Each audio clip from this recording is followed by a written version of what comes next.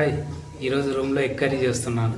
కావాల్సినవి eggs, tomato, పచ్చిమిర్చి, వీటితో పాటు ఉప్పు, కారం, పసుపు, ధనియాల పొడి, ఆయిల్ అన్నీ మిక్స్ చేసి కొట్టేస్తే ఎగ్ కర్రీ అయిపోద్ది. చూద్దాం ఎలా చేస్తానో, మీరు కూడా టేస్ట్ చేయాలి.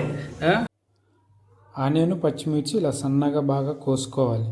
కోసుకున్న తర్వాత ఆయిల్లో ఇలా వేసుకోవాలి. వేసుకున్న తర్వాత గరిటెతో బాగా తిప్పుకుంటూ కొంచెం వెయిట్ చేస్తే ఆనియన్స్ కొంచెం దోరగా ఎర్రగా వస్తాయి.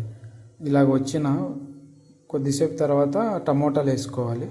టమోటాలు వేసుకున్న తర్వాత అలా తిప్పుతుంటే అవి కూడా కాసేపు అయితే మగ్గుతాయి. మగ్గిన తర్వాత మనము ఉప్పు, సాల్టు, పసుపు, ధనియాల పొడి వేసుకుంటే ఇలాగ వచ్చేస్తుంది. ఎగ్స్ మాత్రం చాలా జాగ్రత్తగా కొట్టుకోవాలి. ఎందుకంటే కొట్టేటప్పుడు ఆ పెంకులు మాత్రం కూరలో పడకూడదు. చూసుకొని జాగ్రత్తగా మీకోసం. అది ఎంత బాగా పగలి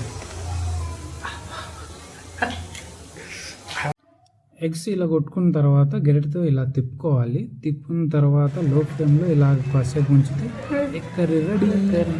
అన్నంలో వేసేసుకొని కలిపి తినేయడమే.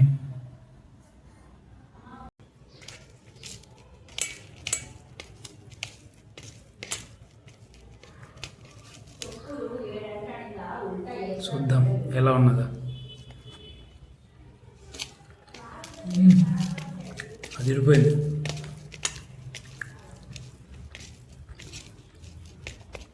మీరు కూడా ట్రై చేయండి, చాలా బాగుంటుంది.